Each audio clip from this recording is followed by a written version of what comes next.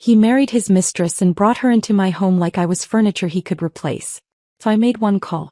And watched his empire crumble, investor by investor, until all he had left was regret. I hadn't even set my bags down before I noticed the change.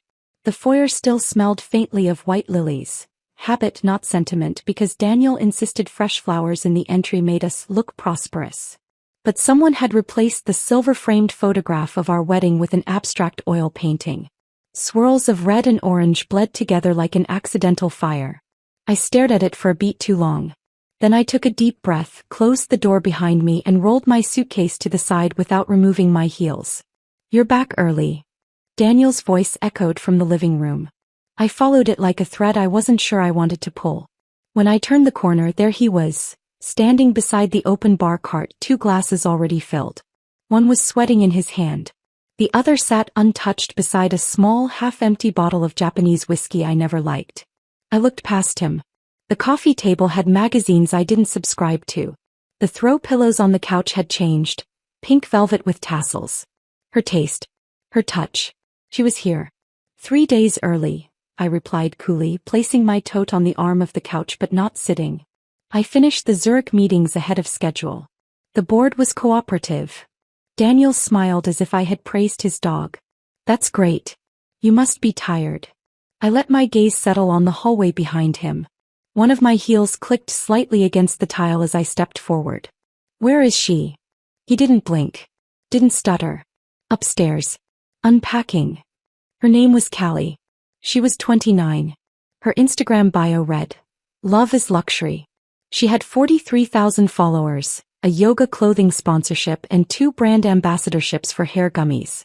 I knew all this because I'd done my homework long before Daniel assumed I'd be in the dark. Callie wore the same perfume as me. Or rather, she started to after Daniel gave her my half-used bottle on one of their getaways. She posted a story about it once, tagged the scent with a glittery gif and wrote "borrowed from his nightstand." Sure. It wasn't the affair that surprised me.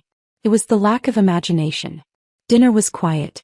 We sat at the kitchen island, Daniel pretending to scroll through emails, me slicing the roasted beets I'd made hours before my flight. He hadn't prepared a thing. Not even ordered in.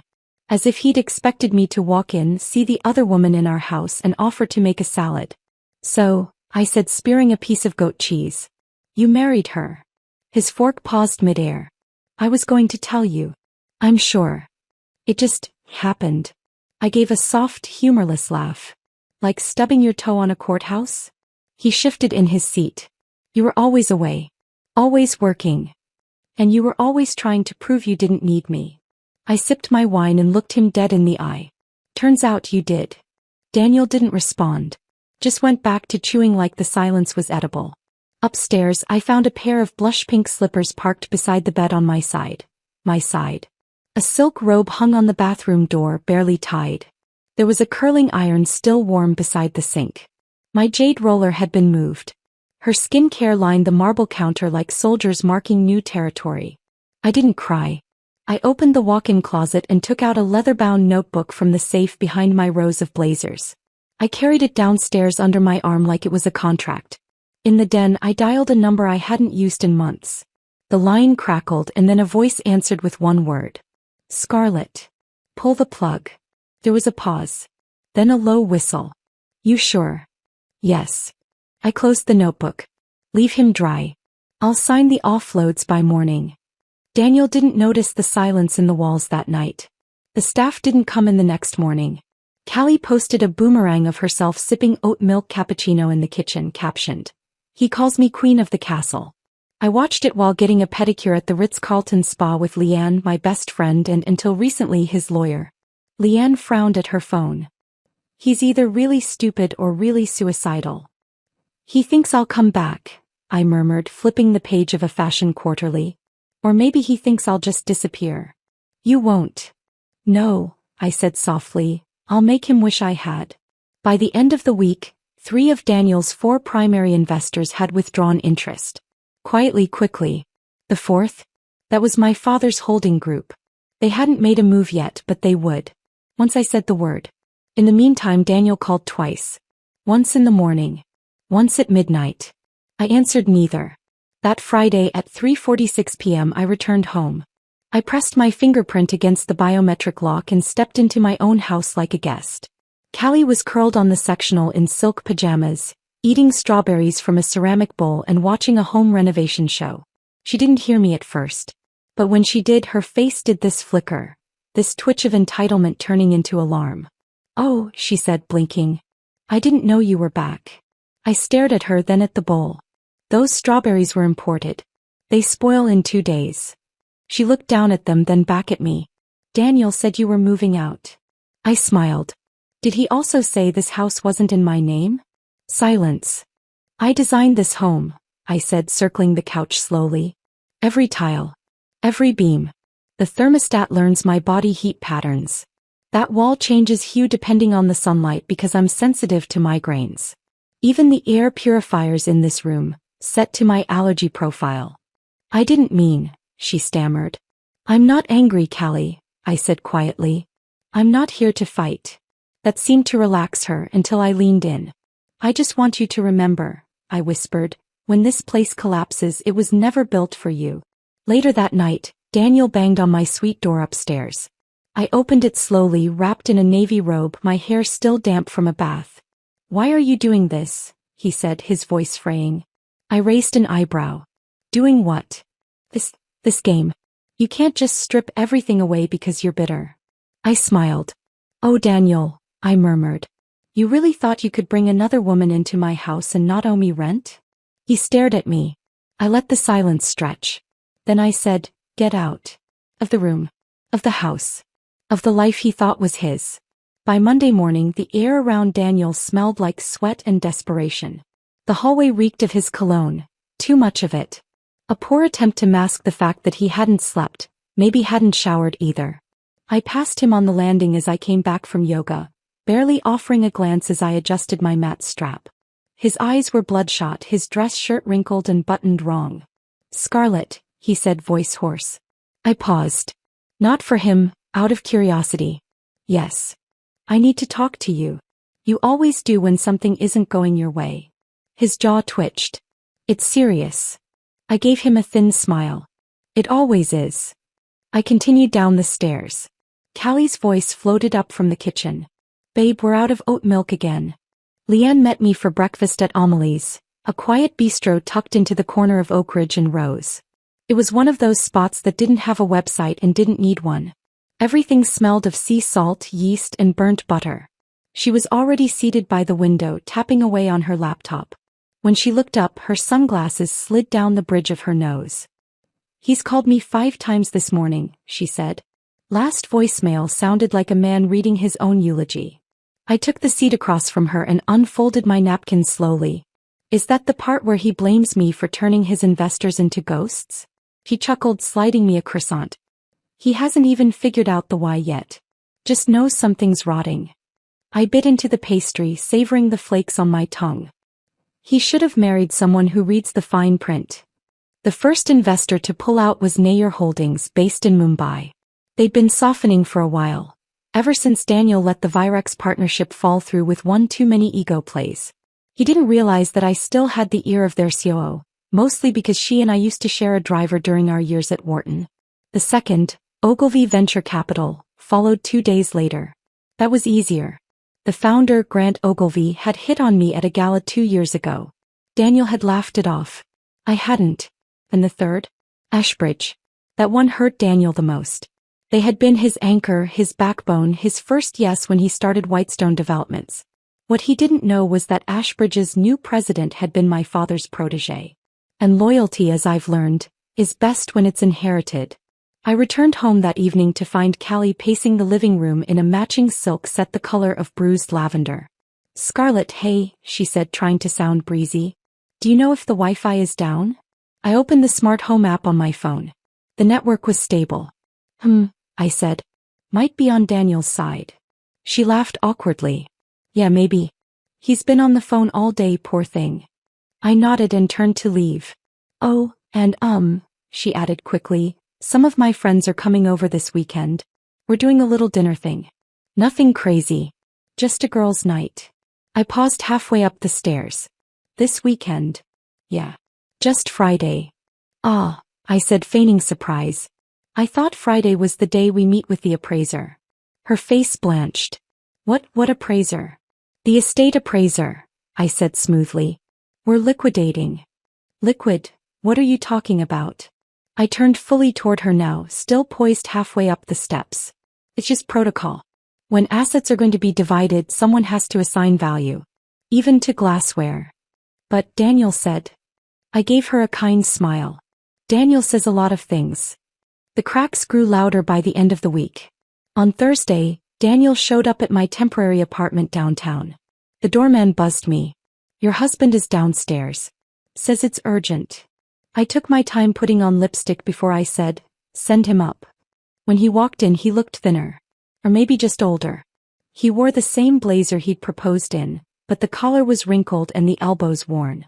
This is insane, he said the second he saw me. I poured myself a glass of cucumber water. I agree. You married your mistress. In my house. His hands flew up. It wasn't like that. Callie was. I raised a hand. Daniel, if you're going to defend her, please at least come up with something more original than she understood me. You sound like a rejected character from a Netflix show. He paused. Are you doing this to punish me? I blinked. No. I'm doing this to correct a poor investment. He stared at me for a long moment. We built that company together. Yes, I said. And I kept the receipts. Meanwhile, the subplots of my life unfolded with a quiet hum in the background. My father had called me twice in the past week. Not to ask about Daniel, but to ask about me. He never liked Daniel. Too flashy, too talkative. That boy's all angles and no center, he once said after a charity golf event. Now his voice was low and careful on the phone. How's the house? Full of oat milk and poor decisions. And the business? Bleeding. He paused. Do you need me to make the call? Not yet, I said, twisting the cord of my robe between two fingers. Let him sweat. I want to see what kind of man he becomes when the floor starts shaking. On Friday the storm came. It started with an emergency board meeting at Whitestone. Leanne texted me a photo from inside the conference room. Daniel, arms crossed, a forced smile pasted on, Callie in the background in an outfit that screamed, tried too hard. The investors didn't show up. The Zoom links didn't work. The dial-ins failed. As I had them rerouted. Quietly, efficiently.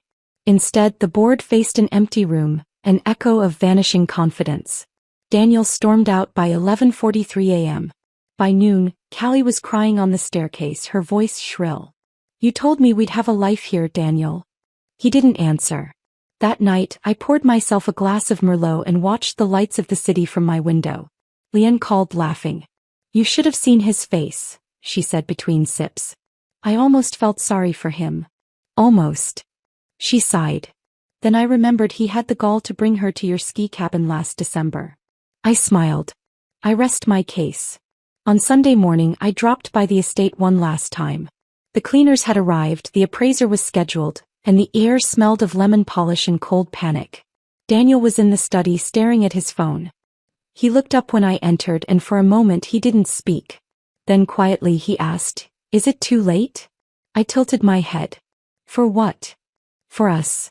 I walked to the window letting the silence stretch. Then I turned and said, Daniel, you lost me the day you let her unpack her slippers in my home. He stood desperate. I was stupid. But I thought you didn't care anymore. No, I said softly. You thought I'd never leave. And I didn't have to. I made one call and everything else left you. The house felt too large that week. Not to me, of course. I hadn't lived there in over a month. But for Daniel and Callie, who were now orbiting each other like two satellites with no planet to cling to, it was becoming a mausoleum with mood lighting. My lawyers had already begun the asset division process. I hadn't filed for divorce just yet. I wanted Daniel to sit in limbo, watching the life he built on stolen ground slowly unravel thread by thread. He was running out of money. He was running out of time. But he still hadn't figured out that he was already out of power. I got the call from Alfred, my accountant, at 9:12 a.m. on a Tuesday. Scarlett, he said in that mild voice that always made people underestimate him. Daniel's frozen his liquid reserves. I didn't pause brushing my hair. To keep me from touching it? Probably. But the irony is he's mostly freezing air. There's barely anything left that's fully liquid. Most of his assets are either in joint holdings or leveraged. I set the brush down. And Whitestone? I asked. Alfred paused. Scarlett, it's bad. They missed their margin call yesterday. Their loan cushion is gone. If they don't secure emergency funding this week, they'll be in default. I let the silence hang. Then I reached for my phone. Don't move on it yet, I said, voice calm. Not until Friday. You want to let it cook? No, I replied. I want to watch it boil. Meanwhile, life outside Daniel's world kept moving. It always does.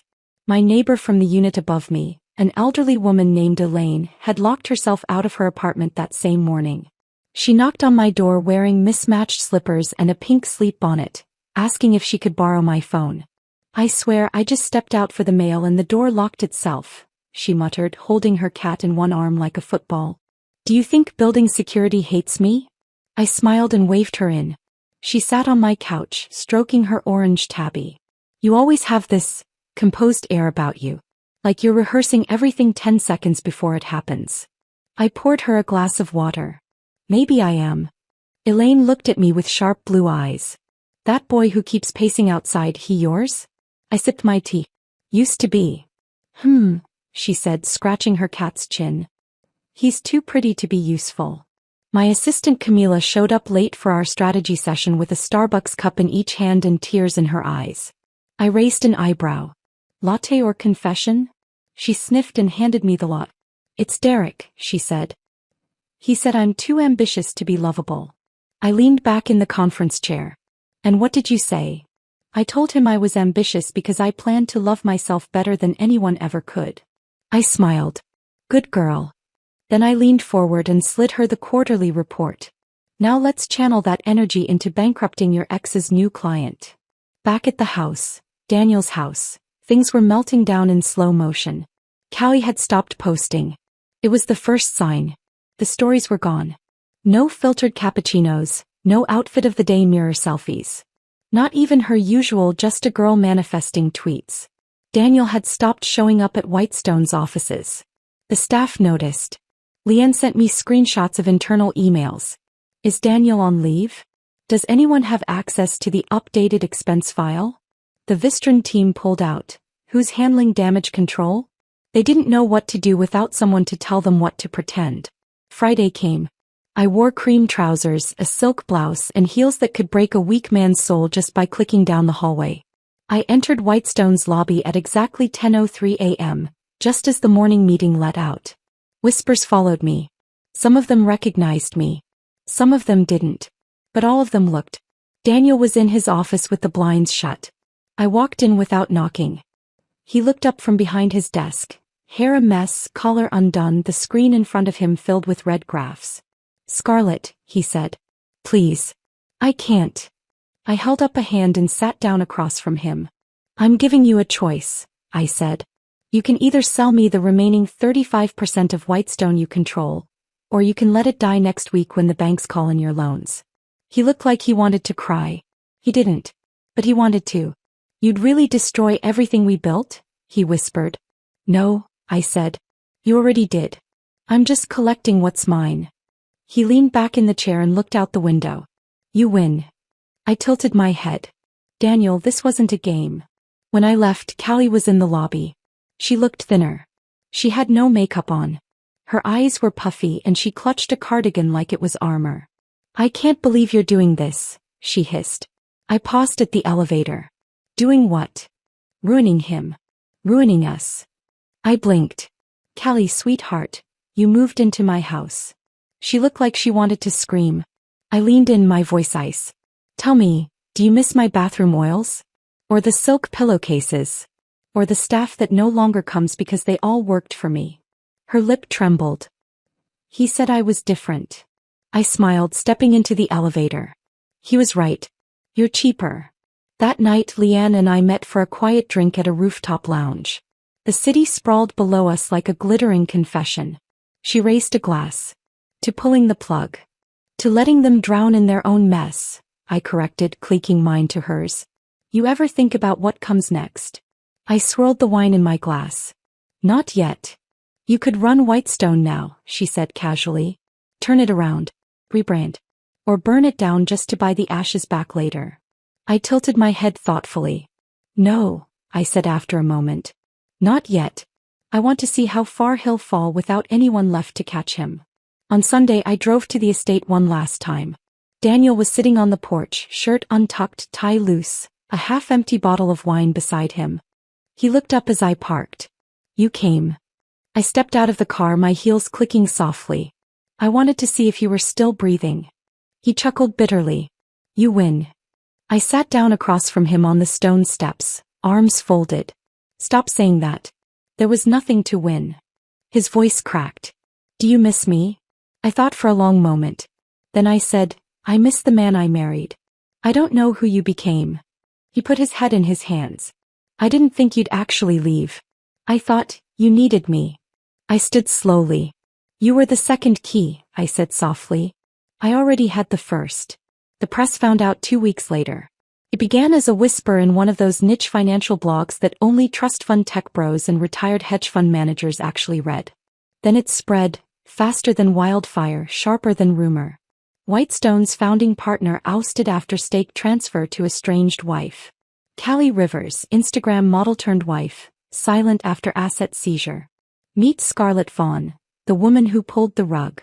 Leanne sent me the first article with just 3 words. Enjoy your crown. I didn't respond right away. I was sitting in a quiet corner of the newly leased office in Tribeca. An old textile warehouse reimagined into polished concrete and steel beams. Sparse furniture. Exposed brick. Sunlight slicing through the windows like truth.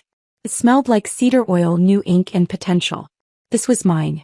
Not Whitestone. Not a charity project built from Daniel's vanity and my architecture. This space was the root system of something new. Something clean. I didn't plan to take over Daniel's mess. I'd let him keep the name, dirted, dying, irrelevant.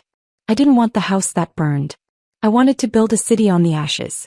Camila walked in, balancing 2 black coffees and a folder bristling with color-coded tabs. You're officially trending on LinkedIn, she said, placing the drink in front of me. How tragic, I murmured, flipping through the folder. He grinned. Should we send a thank you basket to Callie? Without her, this PR cycle wouldn't have the same flavor. She's not worth a fruit basket, I said, scanning the projected pitch for our acquisition firm. Maybe a scented candle called Poor Judgment. Camila laughed. Do we make those now? I shrugged. We could. We were curating a team, carefully. No rushed hires. I didn't want former Whitestone loyalists or corporate leeches trying to sink their teeth into a fresh project. I wanted wolves in heels. Quiet killers in tailored suits. People who had lost, learned, and were ready to earn it back with bloodless precision. Scarlet Incorporated wouldn't be built on rage. It would be built on memory. Elaine from upstairs invited me to a community poetry night in the building lounge. I almost declined. But her cat had gone missing 3 nights earlier and I'd helped her print flyers. The least I could do was clap politely through amateur sonnets. The room smelled like baked apples and folding chairs. There were maybe 20 people there. Someone played a cello near the window. Another woman read a poem about rain and old lovers. It was quaint, lovely, entirely un-Daniel. Elaine leaned over halfway through and whispered, "You're the youngest here by at least 20 years. I smiled. Means I'll win the wine raffle. On Friday, Daniel showed up again. Not at the apartment. Not at the office. He waited for me outside the gallery where I was attending a charity auction with Leanne and a few of our new investors. He looked like hell. No tie. Ice puffy. A faint wine stain on the cuff of his shirt. "Scarlett," he called, trying to sound calm. "Can we talk?" Leanne raised an eyebrow from the sidewalk. "That man looks like he's been sleeping in a rental car." "I'll only be 5 minutes, I told her. He checked her watch. "I'll give you 4. We stood under the awning, away from the camera flashes and hors d'oeuvres. Daniel looked like he hadn't breathed in a week. "I need help," he said. "Scarlett, I'm drowning." I looked at him evenly. "You married a lifeguard." "She left," he whispered. I blinked. "Callie. She packed up yesterday. Said she didn't sign up for this. For losing everything. Said she missed stability. I fought the urge to laugh. He looked so broken. Not ruined in the poetic sense, just undone. Like a shirt missing too many buttons to ever hang right again. She told me I was nothing without money. I tilted my head. And were you? He didn't answer. On Monday I met with my father. He sat across from me in his gray cashmere sweater, eating salmon tartine and sipping chamomile tea like he hadn't once been feared by 5 industry boards and an entire Wall Street corridor. I spoke with Daniel, he said without looking up. Oh. He called me last week. I smiled faintly. And? He asked me to reinvest. Said he'd turn it around. Just needed a buffer. And? My father wiped his mouth with his napkin. I told him if he wanted a buffer he could borrow a pillow from one of his girlfriends. I chuckled. I'm proud of you, he said, finally meeting my eyes. That meant more than I expected it to. That night I got a text from Callie. Just one sentence.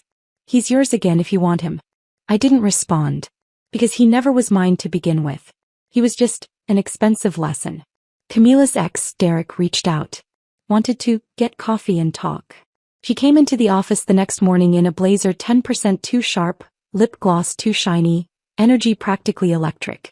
What did you say? I asked as she handed me her updated budget sheet. She smirked. I told him I don't do decaf X's. I grinned and nodded toward her laptop. Schedule a call with Atrium. Let's poach their analytics lead. Done, she said, already typing. By midweek, Whitestone was on life support. The building's lease was ending. The staff had been slashed to a skeleton team. Their last 3 clients backed out of contract renewals. Daniel stopped trying to call. I assumed he was lying low, nursing pride in whatever hotel still accepted his Amex. Then on Friday the doorbell rang at my apartment. Daniel stood there with a cardboard box in his hands. I have nowhere else to go, he said quietly. I stared at him. No one will hire me, he continued. Everyone thinks I'm a liability. The firm's reputation is what you built, I finished for him. Without thinking who you were building it on. He stepped inside. Just one step. I miss you, he said. Not the house. Not the money. You. I looked at the box. Inside were some files, a few cufflinks, and a photo of us in Prague. I can't undo it, he said. But I can tell you I was wrong. I didn't reply right away. Instead, I walked past him to the window, let the city wash over me again. Lights like language. Streets like maps of every misstep. You were wrong the moment you made me optional, I said. His voice broke. What do I do now? I turned back and met his eyes. You start over. Just not with me.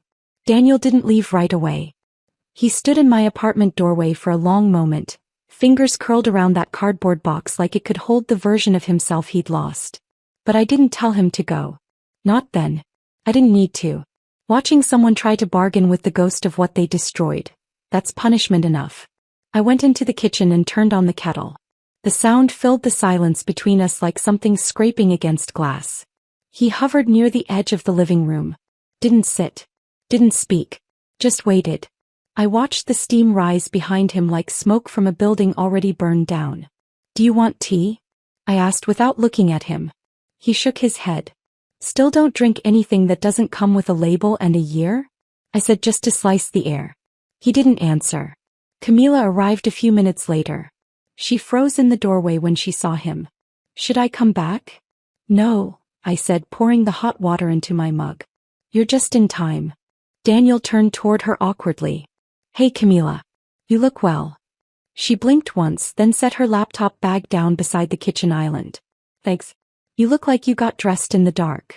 The tension split for a second. A flicker of a smile tugged at my lips. I didn't realize this was a work meeting, Daniel murmured. It's always a work meeting, I replied. That's how people survive. Camila raised an eyebrow. Do we need to call security? I was just leaving, he muttered, picking the box back up. He paused in the doorway. Looked back at me one last time. I'm sorry, Scarlett. I nodded. I know. But I didn't say I forgive you. Because I didn't. That afternoon we finalized our acquisition of Everline Analytics. A small but fiercely talented tech team based out of Denver, with proprietary software Daniel once dismissed as cute but clunky. I remembered how he'd waved away the pitch, too focused on glossy real estate deals to see the long game. I saw it. I always had. Their founder, Ava Lee, met with me personally via Zoom. I looked you up, she said after the introductions. Is this revenge funding? I smiled. No. It's reclamation. She considered that. Same outcome. Just fewer bullets. I don't believe in bullets, I said. Only pressure. We signed papers before sunset. Elaine's cat reappeared. He wandered in from the stairwell like nothing had happened, tail twitching, fur matted with dust and street grease. Elaine burst into tears when she saw him, cradled him like a baby, and insisted I come over for dinner to celebrate. We ate roast chicken with too much lemon and looked through old photo albums while her cat purred beneath the table. Is it strange, she said over her third glass of Pinot, that you remind me of myself at your age? Probably, I replied. I burned a man once, she said, eyes sparkling. Not with fire, with silence. I laughed. It's the quieter burn that leaves the deepest scars. The next day my mother called. That in itself was unusual. She wasn't one for check-ins or idle chit-chat. But she'd seen the headlines. Everyone had. You're handling it well, she said after some obligatory pleasantries. You mean I haven't cried on a podcast? She chuckled, but there was a weight in her voice. You know, when your father and I split, everyone expected me to fight back. I didn't. I walked away. Because you didn't want revenge? I asked. Because I didn't need it, she said. But you needed this. I didn't deny it. You were always his smarter half, she added. He just thought you'd never realize it.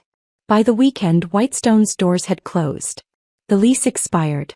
The office furniture was repossessed. The final staff payroll bounced. The company had been carved hollow from the inside. Contracts broken, partners gone, reputation dead. Daniel moved into a rental in Brooklyn. Small. Furnished. A place that came with rules. No renovations. No hosted parties. No custom walk-in humidors or glass floor wine cellars. He signed a 6-month lease. Leanne texted me. He asked if I'd help him find work. I texted back. Would you? She replied. I told him we only hire people with references that don't come from the court of public opinion. Camila's pitch to Poise and Pine, a boutique finance firm, landed. It had been her idea to poach them after their former creative director left for maternity leave. She handled every call. Designed every deck. Scheduled every round. We signed them Friday morning. Congrats, I said, handing her a glass of sparkling cider. You just brought in your first independent client. She beamed. You know, she said, swirling the drink, I used to think loyalty was about sticking with people through bad times. Now I think it's about recognizing when they stopped being good for you. That's not disloyalty, I said. That's clarity. Daniel emailed me Sunday night. Subject, dinner? Body, just a talk. Not about business. I just want to sit with you again. For an hour. You choose the place. I'll be there. I stared at it for a while. Then I forwarded it to Leanne with one line. Should I? She responded, only if the restaurant has mirrors so he can watch you glow. I picked the place. A small Italian spot in the West Village. Dim lights. Thick velvet booths. Not trendy, not flashy. Just private. He arrived before me. Wore a jacket this time. Clean-shaven. Hair combed. Still looked older than he was. I sat across from him and didn't say a word for the first 2 minutes. Just let him squirm in his own silence. He finally broke it. You look amazing. You look like you've seen consequences. He winced but nodded. I deserved that. I studied him. The man I once loved. The boy I once believed in. The partner I once trusted. I don't want anything from you, he said quickly. I just wanted to say it out loud. That I know I broke everything. And if I could go back. You can't. He swallowed. I know. The waiter came. We ordered. We ate. We didn't touch our wine. By the time the tiramisu arrived, he looked tired again. I miss you, he said for the second time in as many weeks. I wiped my mouth gently with the linen napkin. I miss being someone who didn't know better, I said. He nodded. I just hope someday you'll think of me kindly. I tilted my head. No, Daniel. I'll think of you accurately. And that would have to be enough. 2 months passed. Daniel stopped trying to reach me after that dinner. No more emails. No more doorstep please. No late-night messages sent under the influence of nostalgia or bourbon. Not because he'd moved on. Because he finally realized I had. The world was quiet again. The tabloids found someone new to sink their teeth into. The novelty of the betrayal faded, as all things do when the next scandal steps into the light. And in the calm that followed, I finally had time to breathe in the stillness I'd carved for myself. I filled the days with strategy meetings, office expansions, and Camila's increasingly ridiculous spreadsheet color codes. I took early morning yoga classes again. I found joy in trivial things like discovering a bakery that made cinnamon croissants with smoked sea salt. I was not rebuilding. I was starting. The apartment started feeling too small. It wasn't about the space, it was about the echo. I'd grown too large for it. Not in stature but in mind. In ambition. In vision. Scarlet Incorporated wasn't just thriving, it was morphing. Quietly acquiring undervalued tech old legacy firms, boutique data companies. My network had grown. My name, once whispered in connection with him, now stood cleanly alone. I looked at townhouses on the Upper East Side. Just looked. Then one Sunday Elaine met me in the elevator. She was dressed in linen and sandals, holding a glass dish with foil over it. "You're not staying here long, are you?" she asked. I blinked. What gave it away? "You stopped buying candles," she said. "People only keep decorating when they think the walls matter." I smiled. "You should have been a detective." "I was," she said, winking. "Just didn't get paid for it." She handed me the glass dish. "Peach cobbler. For wherever you're going." I moved into the townhouse a week later. 4 floors, pre-war charm, high ceilings, and original parquet floors. A small sunroom in the back with ivy creeping up the brick. The kind of house that doesn't try to impress. Guest stands. Quietly. Permanently. Camila helped me unpack the kitchen. "This place is too peaceful," she said. "You're gonna get bored." "I hope I do," I replied. She pulled out a box labeled dining room and found an old photo inside. Me and Daniel years ago at some gala. He had his arm around me. My smile was brighter than it should have been. "You want to keep this?" she asked. I took the photo and stared at it for a moment. Then I tore it in half, threw the right side away and slid the left, just me, into a drawer. Leanne started dating someone. His name was Malcolm. He ran a conflict resolution consultancy for international NGOs, wore glasses with thick frames and cooked like an Italian grandmother. He was tentative at first, hard to blame her. But over late-night texts and shared wine bottles, I watched her fall in love without even realizing it. "He doesn't interrupt me when I talk," she said one night. "That's the bare minimum," I replied. "Yeah," she whispered, "but it's a start." One evening the doorbell rang. I wasn't expecting anyone. I'd just made a cup of mint tea, the rain had just begun tapping against the windows, and I had no interest in conversations that didn't begin with, "Here's that book you asked for." But when I opened the door, Daniel was standing there. Not holding a box this time. Not with flowers. Not with excuses. Just a small envelope in his hand. "I'm leaving the city," he said quietly. I nodded. "Where to?" "Portland. My cousin's startup. It's not glamorous, but it's real." He paused, glanced behind me at the hallway of my new home. "You look happy," he said. "I am." He swallowed. "I just wanted to return this." He handed me the envelope. Inside was a key. The second key to the estate we once shared. "I found it in a coat pocket," he said. "Felt wrong keeping it." I looked at the key, then back at him. "You don't owe me anything, Daniel." "I know," he replied. "That's why I'm here." He stepped back into the rain. No umbrella. No performance. "Goodbye, Scarlet." "Goodbye." I shut the door and locked it, not out of fear but finality. Then I placed the key in a ceramic bowl by the entryway. Not as a keepsake. As a reminder. Scarlet Incorporated opened its second office 6 weeks later. In Chicago. Camila ran point. She hired well, led better, and started dating a graphic designer who wore mismatched socks and brought her fresh herbs from his rooftop garden. "You're glowing," I said during one of our check-ins. She smiled. "Healing looks good on us." It did. On a rainy Thursday, I sat in my townhouse sunroom with a book in my lap and a soft jazz record playing in the background. The cat Elaine had willed to me after moving to Florida curled against my leg. My phone buzzed. A notification from a news alert. Former Whitestone CEO starts over in Oregon. Interview pending. I didn't click it. Instead, I closed the book, leaned my head back, and let the rain sing against the glass.